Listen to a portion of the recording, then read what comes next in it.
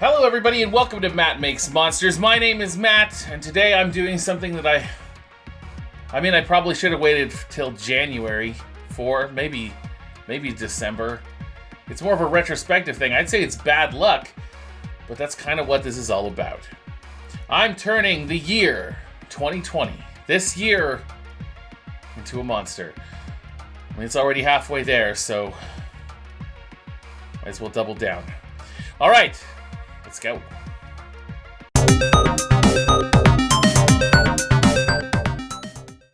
Just a quick note before we start. This year has brought a lot of pain and suffering to some people. It's affected many people. Most of us, I would say, but some have been affected more than others. And to those, I just wanted to tell you that I'm not trying to make light or minimize or sort of downplay what happened this year. So I just wanted to let you know that this is just how I'm dealing with it. Trying to turn it into a monster, into a form that can be slayed is kind of comforting on some levels. So I hope you will watch this with that in mind. All right, let's go. So there's been one theme through all my videos this year, and that I guess means all through my videos, period, because I started this year. Maybe this theme has been present in all videos made by anyone this year, and that is this year's a garbage fire. It started out as a genuine concern to stay safe, and to be fair, it still is. I still hope that for everyone, but there is now just a palpable fatigue to come with the panic and anxiety. So, come on, 2020, come on. So this is kind of how I dealt with this. I got the overwhelming urge to turn this into a monster. Like, it's not super on the nose. In fact, I don't think anyone would ever know that this is the year 2020 in monster form unless you told them. But there are a few clues. I think the first thing that really I wanted to get across, and you can see it, is the giant garbage fire, the dumpster fire on its back. I mean, the year started with wildfires and global warming and just like this general sense once the pandemic arrived that everything is kind of burning. And it's always there on the creature's back, just threatening to destroy. It has vents there that I put on either side of its back that just suck the oxygen out of the area to keep the ever-burning fire going. And so that's kind of was the core. I wanted a creature with a burning back. And the next thing that I have included are the mouths. The mouths? The mouths. The 2020 beast has 3 mouths in its chest. It's almost like mythological. It's very biblical in the positioning of the eyes and mouths. All 3 of these mouths speak in a non-stop gibbering guttural noise that vaguely sounds like accusations and loud complaints. These mouths never cease talking unless they're vomiting a black ichor on the ground. This liquid acts as a permanent glue, preventing people stuck in it from moving for months at a time. So yeah, it's you'll eventually see. I'll draw one of those mouths puking up body glue. Look, this is gonna get gross, okay? It's a monster. We can deal with it. Number 3, the twisting tail of never ending, constantly thrashing behind the fire in the rear of the creature, is a seemingly looped tail. Never stops moving, but also never ends. Every time you expect it to end, it doesn't. Every time you think you see how the loop is formed, you can't. Frustrating and elusive, the answer of the mystery tale is easy. It has no end. And if you're not careful, you will get tangled up in it. So some of these are a little bit of a stretch. Okay, there's a lot of retrofitting some design stuff in to make it work. All right, I'm being honest with you. It's fine. It's fine. But this one was a very deliberate design. The 2 heads.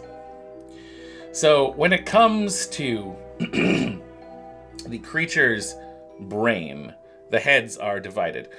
One of the heads fires a corrupting and obscuring fog that blankets the ground and makes creatures' moves difficult to see, even as you choke on its magically corrupting gas. The second head, as you can see, I had to move the head there. I didn't feel like it was getting a good silhouette, so I really had to move that out of the way. I had plans for those pipes on the back, but you'll see what happens. Things, you'll see. Anyway, two heads, the second head fires a spray of contagion into the air. The disease spreads in the wind and strangely becomes stronger when it's mixed with the corrupting fog, if you can imagine. It'll travel for miles around and its infection rate is very high. So you get those two heads working together. It's bad. However, despite these natural weapons, the two heads never agree on anything and are constantly biting at each other's necks, always divided on the best course of action. So eventually here I will add some scars and bite marks. There we go. Just to show that they don't really get along. Then we have the eyes. While the creature can see from their positions of the eyes located all around the body, the heads themselves are blind. Unable to see what's in front of it, the creature must attack blindly and with those breath weapons. So,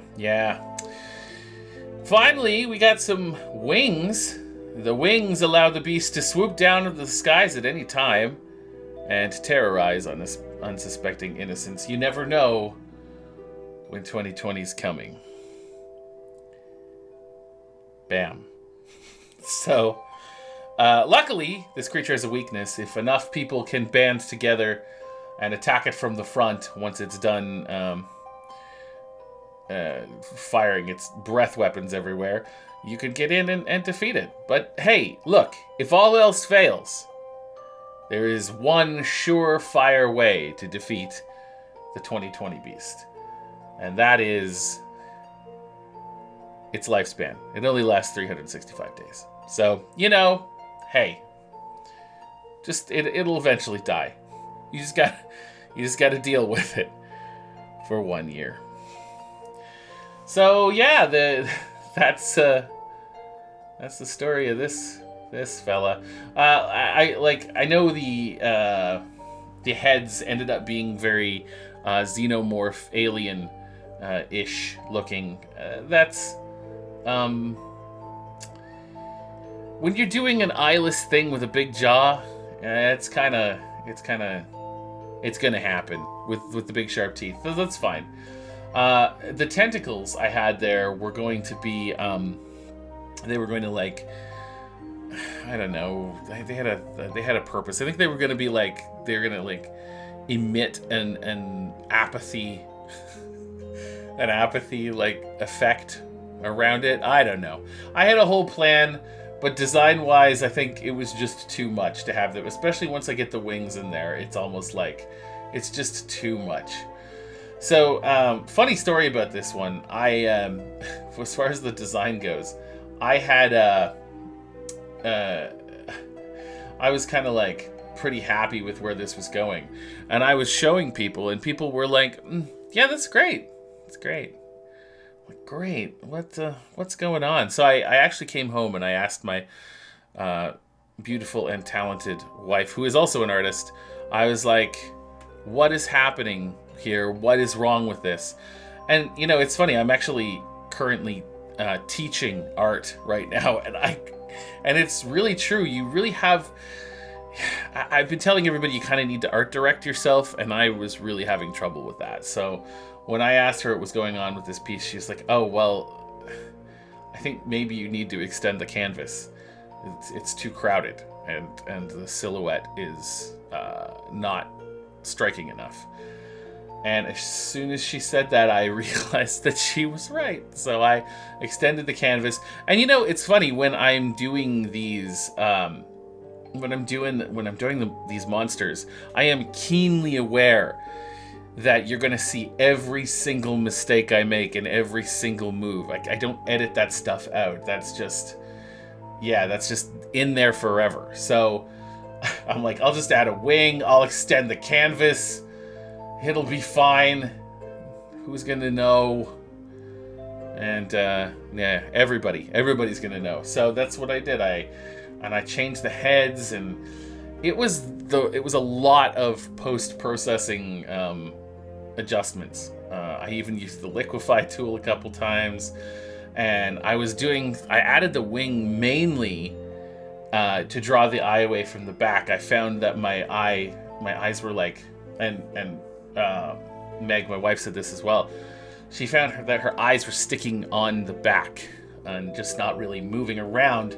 So I created the wings to bring the eyes up, but I needed something to bring the eyes back around to the head. And so what I ended up doing is creating another part of the wing to come down, like a claw that would move your eyes around. And I think it makes a much more striking silhouette. And it's one thing people did say about this creature that I showed when I showed them was that it was creepy. And that's kind of what I was going for. So I'm at least happy that I could have pulled that off. So there it is, 2020 in monster form. I don't know. I would like to see more people do this as time goes on. I don't know what else I could have done. I'm sure there's a ton of stuff I missed. Like I said, this was more of a I think this would have benefited more from me like spending some more time brainstorming and making a list of all the stuff that I wanted to, like a checklist of all the stuff I wanted to get in there. But in the end, I'm pretty pleased with the way that it turned out, and I hope you are too. So there it is. You can find this monster up on all of my social media. I have also updated my Redbubble, so if you wanted to purchase a 2020 Beast bathrobe, I don't think they sell bathrobes. And even if they did, no, don't do that. That's a bad idea. You can do that. This year, 2020, wow. So we've got 6 weeks left of this adventure. I hope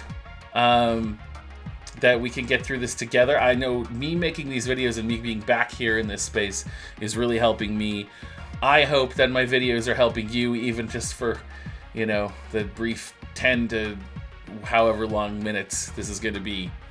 I don't know why I'm trying to guess how long this is going to be. I have no idea. So that's folly, trying to guess. But we've got, 6 more weeks of this, so I hope everybody's staying healthy and safe and happy, and we're going to get through this together. And just remember, if we attack it from the front together, we can slay it. And if not, I know we got 6 more weeks, and then it dies. It's fine. It's fine. All right, everybody, thanks for hanging out. If you have not subscribed, please do, and I would really appreciate it. Throw me a like. Throw me a comment. I'll respond, probably. And if I haven't responded to your comment, I'm sorry. But I'll get there.